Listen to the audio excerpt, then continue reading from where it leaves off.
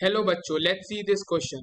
Which of the following is the limitation of valence bond theory? Option A, it does not distinguish between weak and the strong ligand. Option B, it does not give quantitative interpretation of magnetic data. Option C, it does not explain the color exhibited by the coordination compound. And option D, all of these. अब इस question को समझने के लिए पहले हमें कुछ की कॉन्सेप्ट्स के ऊपर यहाँ पे ध्यान देना हो। सबसे पहली स्टेटमेंट ये कह रही है कि जो वीबीटी थी हमारी वैलेंस बॉन्ड थ्योरी, उसने हमें week ligand and strong ligand के बारे में कोई इंफॉर्मेशन नहीं दी।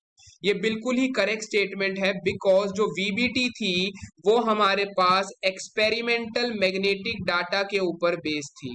ठीक है, इसमें कोई भी हमारे पास ये कंसेप्ट नहीं था कि कोई भी कॉम्प्लेक्स में अगर हमें पैरामैग्नेटिज्म, मैग्नेटिक करेक्टर या कोई भी उसका कलर देखने को मिल रहा है वो बिकॉज ऑफ एनी लिगेंड की वजह से देखने को मिल रहा है। उसने लिगेंड को वीक और स्ट्रॉन्ग में डिस्टिंग्विश किया ही नहीं था। उसने क्या किया था, मैग्नेटिक डाटा यानी मैग्नेटिक मूवमेंट के डाटा के बेसिस पे हमें हाइब्रिडाइजेशन कॉम्प्लेक्स की पता चलती थी और उसी बेसिस पे हमें पता चलता था कि इस पर्टिकुलर कॉम्प्लेक्स में लिगेंड ये वीक है, स्ट्रॉन्ग है। तो यानी वीबीटी ने डज नॉट, उसने हमें कोई क्लियर कट डिस्टिंक्शन नहीं दिया था कि कौन से लिगेंड हमारे पास स्ट्रॉन्ग है, कौन से हमारे पास वीक है। फॉर एग्जाम्पल, अगर मैं बात करता हूं CONH3 6 2 पॉजिटिव की एंड साथ ही साथ बात करता हूं CONH3 6 3 पॉजिटिव की, अब वीबीटी ने कहा कि यहाँ पे अमोनिया जो है वो वीक लिगेंड के तौर पे बिहेव कर रहा है और इस केस में अगर हम देखेंगे तो अमोनिया हमारा स्ट्रॉन्ग लिगेंड के तौर पे बिहेव कर रहा है। ये वीबीटी ने क्या कहा, because of the data of magnetic movement. Magnetic moment के डाटा के बेसिस पे हमें पता चला कि यहाँ पे अमोनिया वीक लिगेंड है, यहाँ पे अमोनिया स्ट्रॉन्ग है। तो यहाँ पे वीबीटी हमें एक्सप्लेन नहीं कर पाई कि कौन सा, कहाँ पे कोई लिगेंड वीक है, कौन सा लिगेंड स्ट्रॉन्ग है। तो ये यानी फर्स्ट लिमिटेशन है हमारे पास वीबीटी की।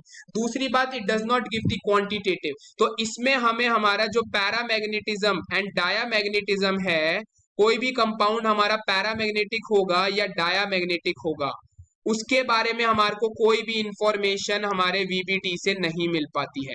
वीबीटी सिर्फ मैग्नेटिक मोमेंट के डाटा के बेसिस पे ही कॉम्प्लेक्स को कंसीडर करता है कि वो पैरामैग्नेटिक होगा या डायामैग्नेटिक होगा, यानी इसने मैग्नेटिक डाटा की भी कोई क्वांटिटेटिव इंटरप्रिटेशन नहीं करी। Third, it does not explain the colour exhibited. हमें पता है कि सीएफटी के अकॉर्डिंग हमें पता चला कि जो कलर ऑफ द कंपाउंड है वो डिपेंड करता है कि ऑन द लिगेंड स्ट्रेंथ। ठीक है, जितना ज्यादा लिगेंड स्ट्रांग होगा उतनी ज्यादा स्प्लिटिंग हो जाएगी और जितनी ज्यादा स्प्लिटिंग होगी उतना ज्यादा एनर्जी गैप होगा और जितना एनर्जी गैप ज्यादा उतनी ज्यादा एनर्जी की वो लाइट वो एब्जॉर्ब करेगा। तो वीबीटी ने हमारे को कलर के बारे में कोई भी इंफॉर्मेशन नहीं दी, यानी this is the third limitation. यानी तीनों लिमिटेशन यहाँ मेंशन्ड है, तो हमारा करेक्ट आंसर हो गया option D, all of these. I hope you understood it well. All the best, thank